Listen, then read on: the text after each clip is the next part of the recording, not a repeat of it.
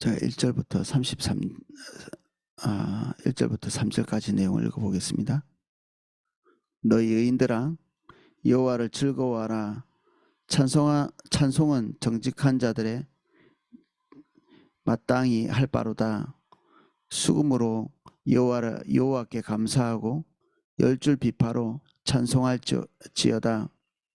새 노래로 그를 노래하며 즐거운 소리로 아름답게 연주할지어다. 아멘. 시편 33편 전체는 대단히 장엄한 하나님의 그 본질과 역사 그리고 행하시는 일들 이런 것들을 찬양하는 그런 내용입니다. 한 번에 다 살펴보면 너무 좋겠지만 그렇게 살펴보다 보면은 건성으로 보게 될까봐 내용을 조금 줄였습니다. 불가피하게 좀 뭔가 이렇게 전체를 볼 수 있는 그런 기회를 잃을까봐 염려가 좀 되기도 하지만 또 건성으로 보기엔 너무 아까운 시편이라 조금 잘랐습니다. 1절입니다. 너희 의인들아 여호와를 즐거워하라. 찬송은 정직한 자들이 마땅히 할 바로다. 하나님이 우리에게 주시는 모든 종류의 은혜 그리고 우리를 통해서 행하신 아름다운 일들 그리고 의인이라고 지칭되는 사람들은 주님께 의탁하고 주님이 주시는 자원을 경험한 그러한 자들인데 우리가 하나님의 은혜를 경험하고 그리고 우리 삶에서 선한 것이 나타날 즈음에 우리는 또 다른 영적 전쟁을 하게 되거든요. 우리가 의도하지 않았지만 사람들이 우리를 향해서 박수를 보내고 지지를 보내고 그리고 격려를 보내는 그 시점쯤에 우리의 마음이 하나님께 돌아가야 될 100%의 것을 착복하는 그런 일들이 있습니다. 마치 나도 거기에 일조를 한 것 같은. 그래서 이런 것들은 대단히 이렇게 화면에서는 교활하다는 표현을 써야 될지 모르겠는데 우리의 본질이 그렇습니다. 교활함이 있습니다. 저도 마찬가지고. 그래서 어떻게 하면 조금 우리 것으로 가져올 수 있을지 알게 되죠. 사람들이 말할 때 침묵하고 이게 2번, 3번 거듭되고 나면 때가 묻습니다. 그 사람들의 칭찬의 때가 우리 영혼에 묻고 나면 시간이 지날수록 잘 벗겨지지 않거든요. 그래서 그 칭찬의 본질은 당신 참 대단하군요 라는 뜻인데 이게 하나님이 어떤 분이신지 이해를 잘 못하는 사람들이 주로 하는 얘기죠. 당신을 통해서 하나님이 하신 일들이 놀랍습니다. 이런 정확한 표현들을 하기에 부끄러워하는. 그러니까 아유 당신 너무 하나님 은혜 주셔서 좋은 일이 일어났군요. 당신 대단하군요. 뭐 이런 얘기들을 쉽게 하는 거죠. 그래서 칭찬 자체가 우리에게 득이 될 것이 거의 없습니다. 뭐 격려는 고래도 춤추게 한다고 엄청 칭찬을 하고 이렇게 하는데 그 칭찬이 결국 주님과의 관계를 붕괴시키고 무너뜨리고 자기 자긍심을 높이는 하나님이 나에게 주신 은혜가 무엇인지를 정확하게 이해하는 것은 분명히 필요한 일입니다. 하나님이 나에게 잘하게 하신 일들 그건 잘하는 것이 아니라 자기 자신을 살펴보는 것 중에 하나의 부분이거든요. 하나님이 나에게 이 부분을 잘하게 하셨습니다. 내가 주님의 인도를 따라가면서 이 부분에 하나님께서 선하고 좋은 일들을 행하셨습니다. 이런 정확한 표현들을 해서 서로 공유할 때 그 자리에서 나의 자리에 주님께서 들어와서 좌정에 계셔야 되거든요. 상대방과 나와의 그 관계 안에서. 거기에 은밀하게 우리가 끼거나 상대방이 끼는 이게 말 습관에서부터 뜯어 고쳐질 필요가 있습니다. 습관에서부터. 이게 어, 말 표현만 이렇게 바꾸는 게 아니라 우리의 중심도 은밀하게 숨어 있는 것들을 우리 스스로가 면밀히 살피고 주님께 100%또 온전히 돌아가야 될 영광을 우리가 착복하는 일이 없어야 되겠죠. 항상 99는 돌려드리고 한 1%쯤 우리가 가지거든요. 느낌상 그렇습니다. 1%쯤. 근데 그 1%가 사실은 전부를 다 대체하는 것입니다.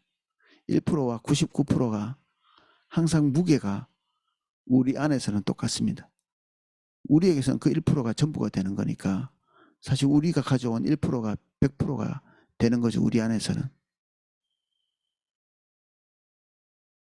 사실 그분이 전부이시거든요. 그래서 사울은 항상 가는 곳마다 승리하는 곳마다 거기서 자기 기념비를 쌓죠.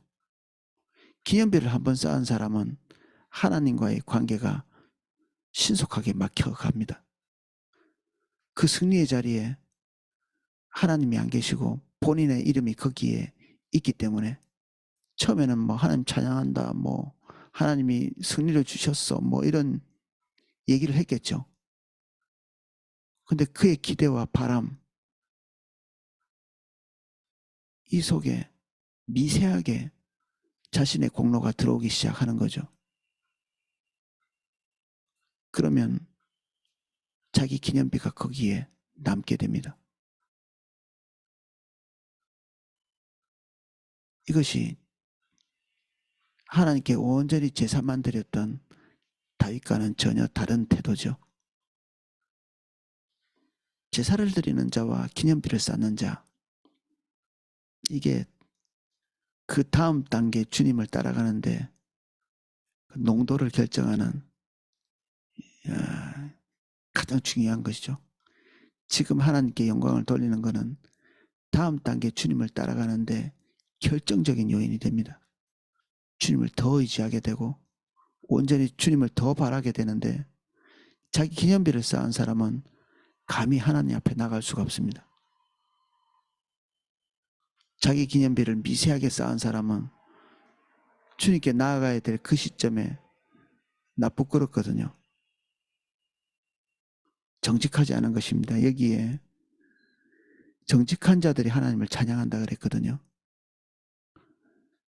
하나님께서 행하시는 모든 선하고 아름다운 일, 그 일에 대해서 온전히 주님께서 행하신 일을 눈으로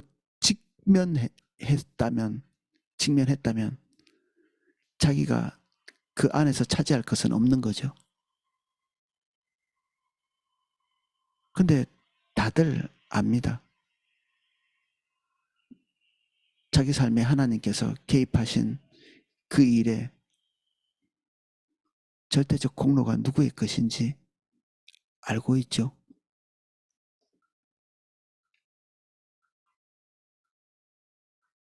그래서 그 아는 것을 온전히 주님께 돌려드리는, 그래서 이게 내적으로 감사해요 이렇게 혼자 알고 있는 것이 아니라 이걸 노골적으로 다른 사람들이 있는 곳에서 표현하는, 이게 경배고 예배입니다.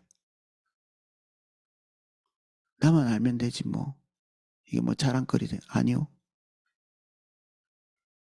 우리가 있는 힘을 다해서 주님께 영광을 돌려드리고 사람들에게 노골적으로 표현하고 이렇게 하지 않으면 우리 내면 안에서 겸손히 묻어둔 그 하나님이 하신 일들, 이것이 우리의 때로 변하게 됩니다.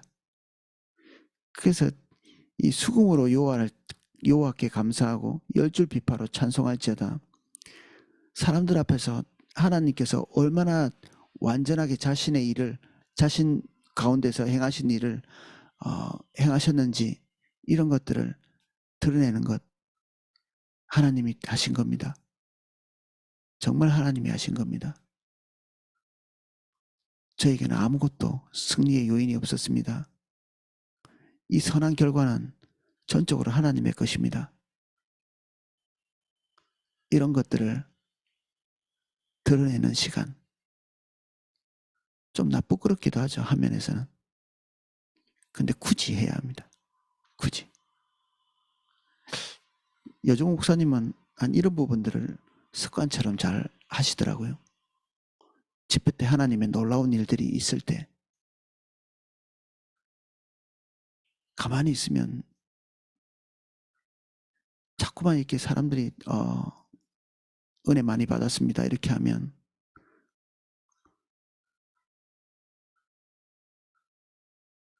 사실은 그렇게 생각하고 있지도 않으시지만 자기에게 영광이 돌아올 것에 대한 염려 이런 것 때문에 전적으로 하나님이 하셨습니다. 이 얘기를 습관적으로 하시거든요.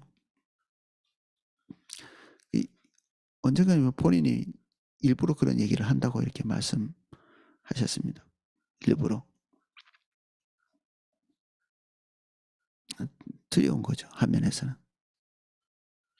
그래서 계속 지치지 않고 무너지지 않고 하나님의 은혜를 경험할 수 있는 방법이기도 합니다. 이것이.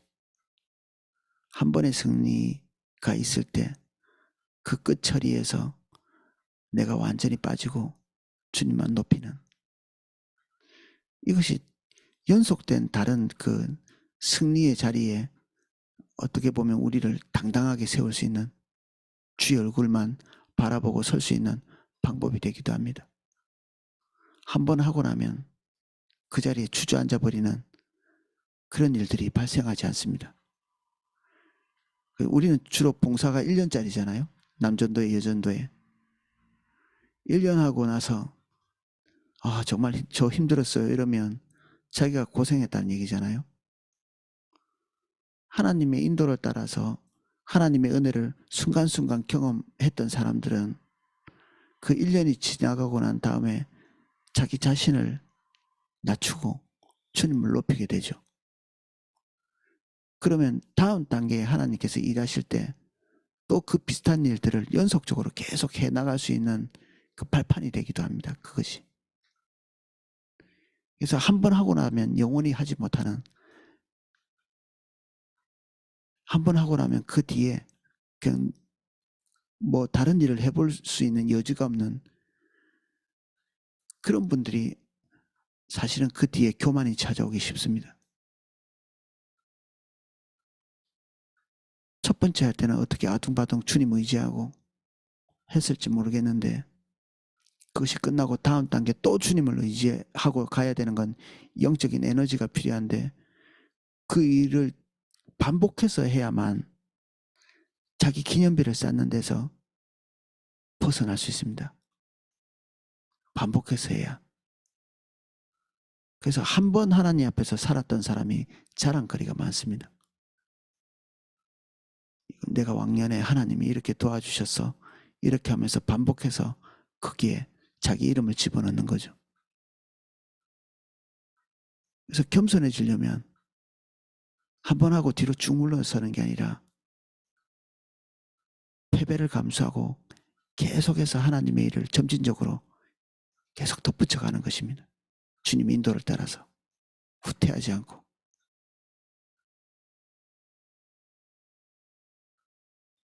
다윗의 삶에는 끊임없는 전쟁이 있었죠. 한 번의 승리는 그것으로 끝이 아닙니다.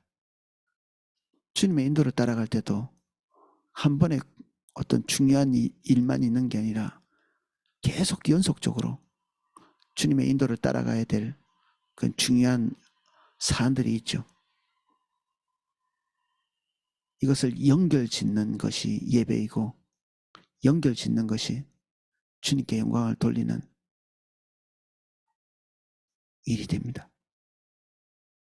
그리고 철저히 자기 기념비를 쌓는 일에서 그 유혹들을 이겨내고 극복해야 되고 그리고 이런 좋은 일들은 지혜가 필요합니다. 지혜. 지혜 없이 그냥 다른 사람들이 축혀 세우는 이런 것들을 방치시키면 또는 우리 영적인 때가 묻을 수 있는 그런 사건들을 그대로 덮어놓고 지나가면 노련하지 않은 사람이죠. 주님과 많이 동행해 본 사람이 이런 부분에 민감합니다.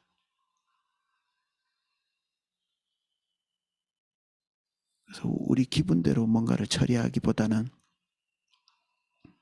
우리 시각을 더 높은 곳에 두고 우리의 영혼과 하나님과의 관계를 청결하게 만드는 그런 노련함이 필요합니다. 주님과의 관계가. 뜨거움만 가지고는 안 되고 냉철함과 차가움 그리고 엄중히 자기 영혼을 살피는 그런 자세가 필요하죠. 우리가 중고등부는 아니고 한번 했다고 이렇게 우쭐거리고 주저앉을 수 있는 그런 나이는 아니잖아요. 우리는 주저할 수 있는 시간도 없고 낭비할 수 있는 시간도 없습니다. 우리에게 삶의 이 여생 남아있는 생이 얼마 되지 않잖아요.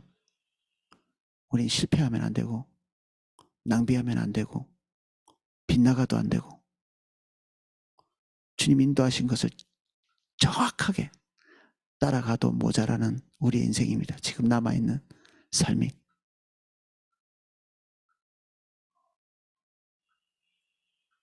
그래서 자기 영혼을 더 살펴야 되고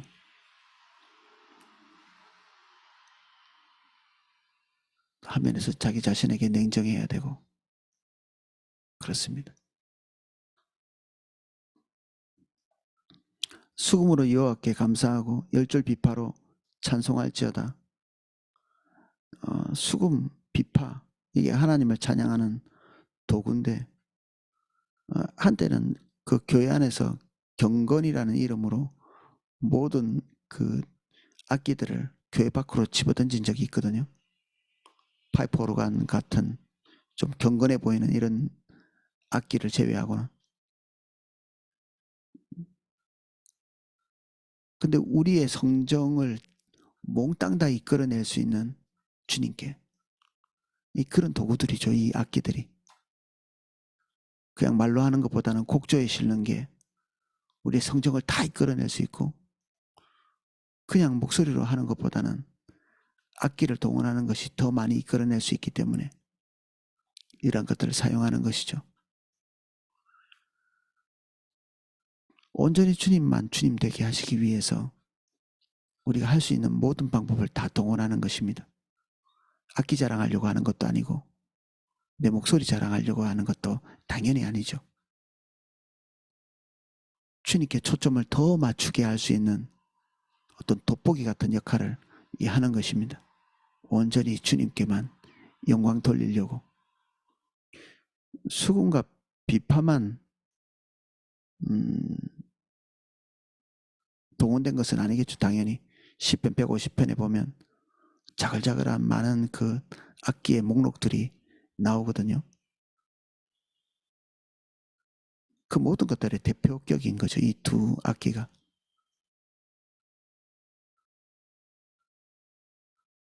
다윗은 이 모든 것들을 주관했던 것 같습니다. 오늘 우리가 읽게 되는 오늘부터 보게 될 이 시편은 다른 것도 그렇지만 많이 그렇지만 이게 공적인 기도에서 사용됐던 그런 찬양입니다. 많은 백성들도 모여 있고 예배하는 군중들이 많은 곳에서 이 찬양이 이렇게 울려 퍼진 거죠. 모두 마음을 실어서 하나님을 높인 거기에 쓰였던 이렇게 찬송입니다. 당연히 누군가의 은밀하고 개인적인 고백에서부터 출발한 거겠죠.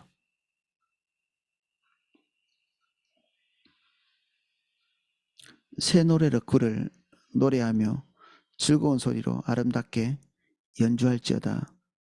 새 노래는 뭐 새로 작곡한 노래 이렇게 직관적으로 이렇게 볼 수도 있겠습니다. 뭐 아니라고 하는 데도 있지만 그러나 이것부터 본질적으로는 우리의 마음이 새롭게 되어서 표현한 것이죠. 어제 불렀고 오늘 불렀지만 새롭게 감동되어진 것들. 그래서 가사를 이렇게 보고 오늘 마음을 실을 수 없는 그런 찬양들은 이렇게 선곡을 하지 않는 게 좋겠죠. 오늘 주님 찬양할 수 있는 그래서 화면에서는 선곡을 어떤 곡으로 하는가 보다 그 곡을 어떻게 찬양하는가에 대한 그 진실성이 월등히 중요한 가치이기도 합니다. 당연히 선곡을 신경 써서 잘 해야 되죠. 그렇지 않으면 우리 마음이 잘 실리지 않거든요. 우리 3, 4교구 지체들이 찬양 선곡을 그다지 잘 못하시는 것 같아요. 오이코스 리더님도 그러시고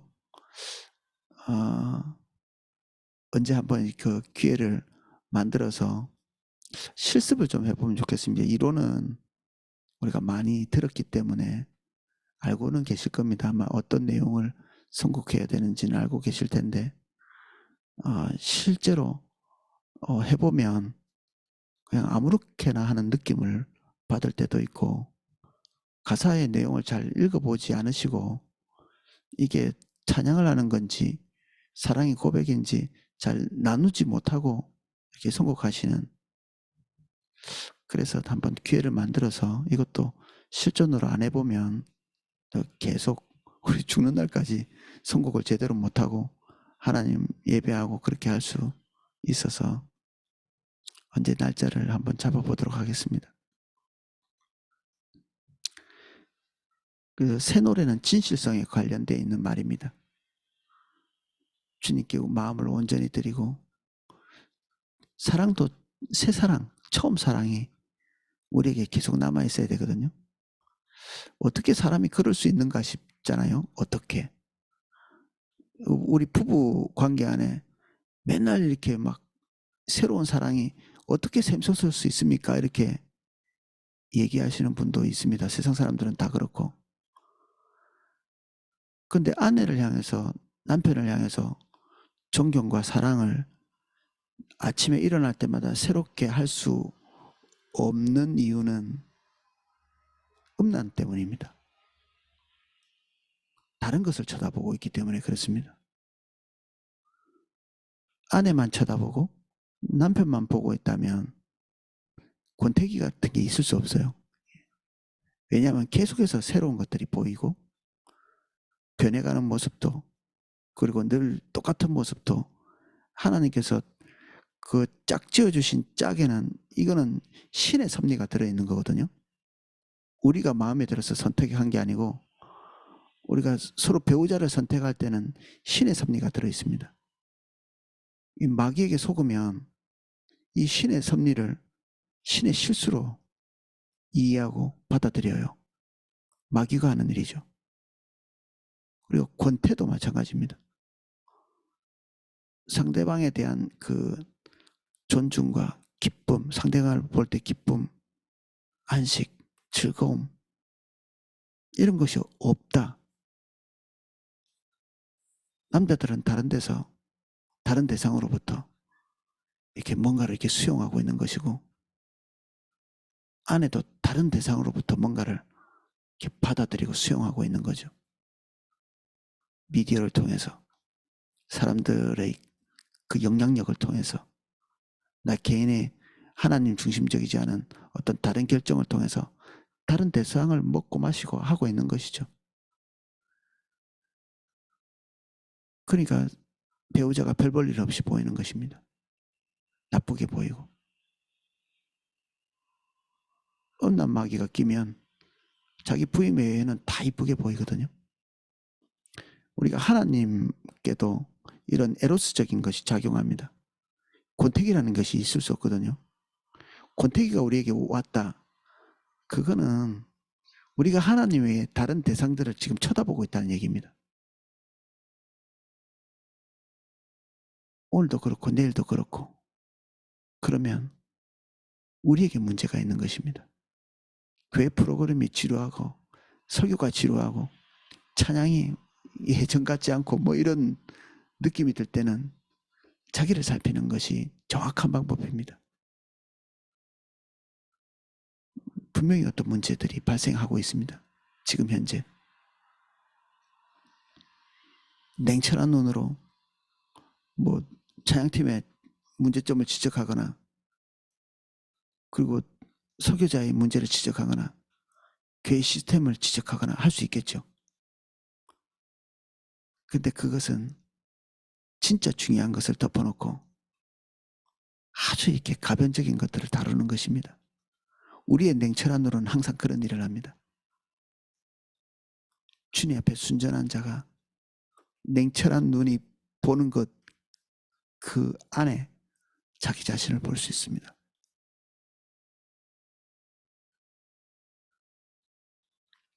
그래서 우리의 냉철함이 우리 눈에만 달려있는 외적인 것만 보는 냉철함이 되지 않도록 주의를 기울일 필요가 있죠.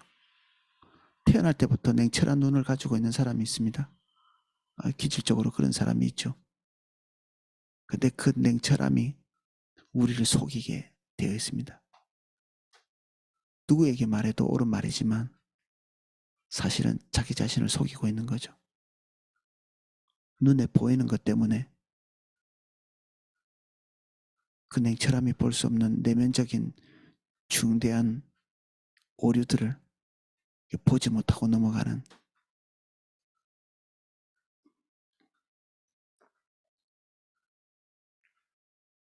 아름답게 연주할지어다. 주님이 아름다우시기 때문에 우리가 할 수 있는 최선의 것을 해도 사실은 누추한 것입니다. 어떤 표현을 써서 하나님의 아름다움을 다 표현할 수 있겠습니까? 어떤 아름다운 것을 우리가 다 가져온다고 하나님의 것을 다 표현할 수 있겠습니까? 그렇다고 뭐 하나님의 아름다움을 악기로 표현할 수 없다고 해서 다 집어던지는 것, 이거는 정말 하나님을 만홀히 여기는 것이거든요. 우리가 할 수 있는 전부의 표현, 그 당시의 최선의 표현, 이것이 주님께 드려지는 이 예배의 요소입니다. 우리가 할 수 있는 전부, 최대한의 것, 그리고 내가 치를 수 있는 최상의 어떤 희생, 이것이 예배의 요소이거든요. 그래서 희생이 없는 예배는 예배가 아닙니다. 편안함을 추구한다. 그 순간에 예배는 끝났습니다. 안 된 거, 그건 예배가 아닙니다.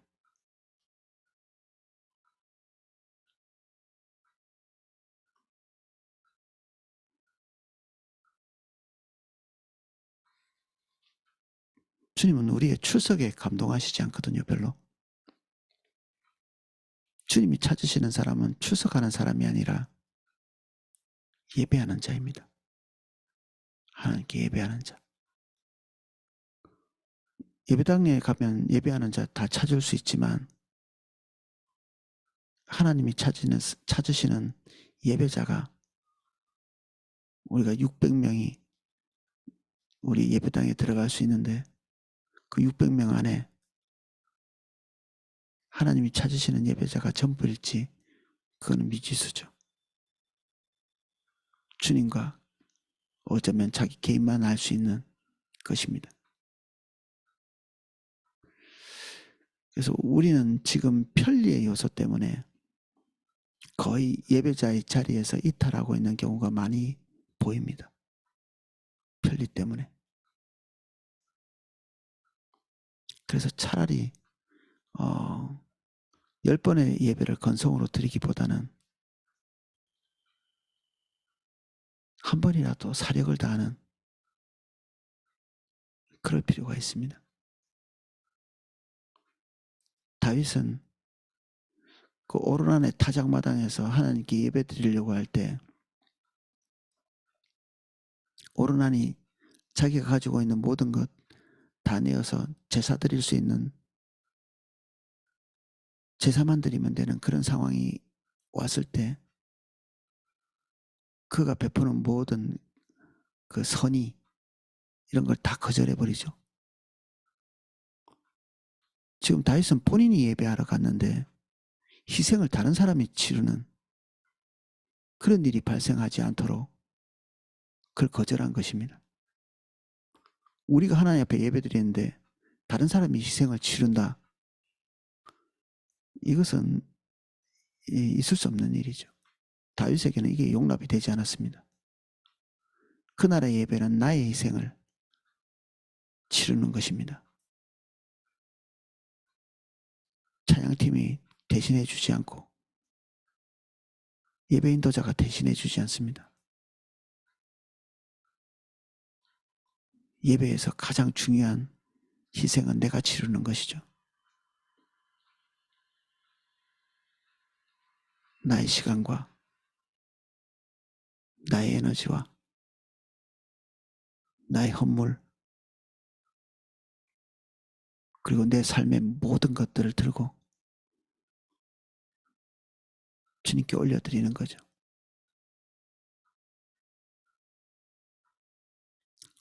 저는 거의 찬양팀이 옷을 뭐 입고 나왔는지 그날 찬양팀이 어떻게 했는지 거의 잘 모릅니다. 저한테 별로 중요하지 않기 때문에 예배에 방해만 안 하면 그냥 예배 인도자가 그냥 자기 영향력을 발휘하기 위해서 뭐 너무 지나치게 자기 사적인 이야기를 한다든지 뭐 이렇게 안 한다면 또는 멘트를 너무 지나치게 집어넣는다든지 이렇게 하지 않으면 전 별달리 큰 영향을 받지는 않습니다. 오늘은 1, 2, 3절 우리가 보면서 우리가 주님께 예배하는 자세를 좀 살펴봤습니다. 오늘은 여기까지 살펴보겠습니다. 기도하겠습니다.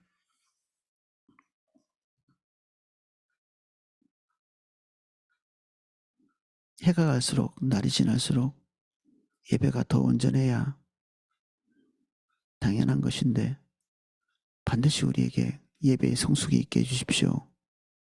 날이 갈수록 더 온전하게 해주십시오. 저희들의 예배가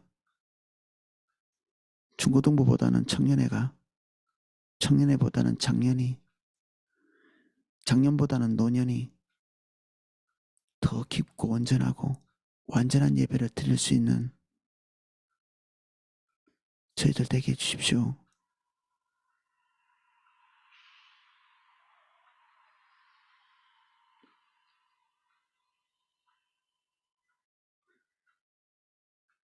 주님이 예배하는 자를 찾으십니다. 그 눈앞에 저희가 있게 해주십시오.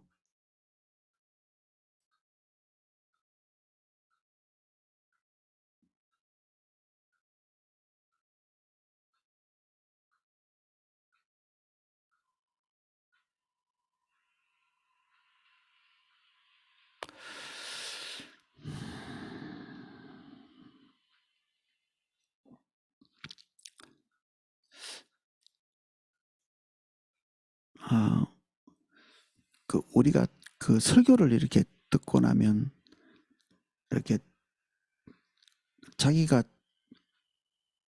원래 있던 자리가 올바르지 않은 것이 비춰지잖아요. 설교를 듣고 나면. 그러면 원래 있던 자리로 그냥 딱 그 자리를 지키고 있는 게 아니라 그 자리를 깨뜨리고 하나님이 우리에게 세우신 그 기준으로 이동을 해야 되잖아요. 원래 있던 기둥은 부러뜨리고 새로운 기둥을 세워야 되거든요. 그런데 잠깐 쉬었다가 원위치로 돌아가는 이런 그림들을 보이시는 것 같아요. 설교를 들을 때 우리의 마음에 고통이 약간 있는데 다시 원위치로 돌아가는, 계속 반복해서 쉬었다가 다시 그 기준으로 돌아가는 이런 모습들. 그러면 이런 것들이 습성화되면 진리가 우리를 자유케 하지 못하죠. 그 우리의 관성이 우리를 딱 제자리에 있게 만드는, 그럼 우리는 대단히 안 좋은 곳에 있는 것입니다. 어떤 그 권면이나 설교를 들어도 잠깐 쉬었다가 자기 자리에 가 있는, 이게 중심이 깨어지지 않았다는 얘기거든요. 이게 되게 곤란한 처지에 있는 겁니다, 우리가. 혹시 내가 그러한 곳에 있다면 신앙훈련이 도움이 됩니다. 신앙훈련이. 매일매일 자기를 점검하고 체크하고 면밀하게 살펴볼 수 있는 이 신앙훈련이 지금 현재의 자리를 부러뜨리고 새로운 기준으로 자기를 세우는 그런데 결정적인 도움을 줄 수 있습니다. 지금 그 신앙훈련 너무 많이 이렇게 그냥 이탈해 계시거든요. 시작하신 분들도. 저는 뭐 그냥 제가 스스로 보고 제가 주님 앞에 서기 위해서 쭉 가고는 있는데 좀 우려가 됩니다. 이게 이렇게 해도 될까 싶은 생각이 듭니다.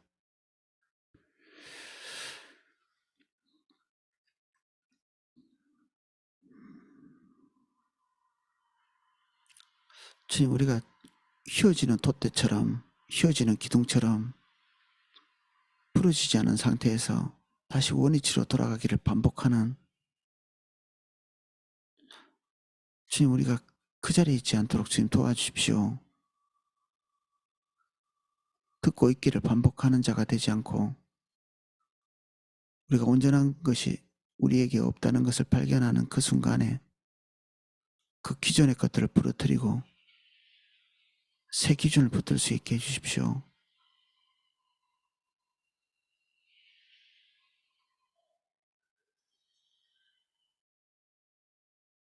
예수님 이름으로 기도합니다. 아멘. 네, 제가 기도할 수 있도록 음악을 방송해 드리겠습니다.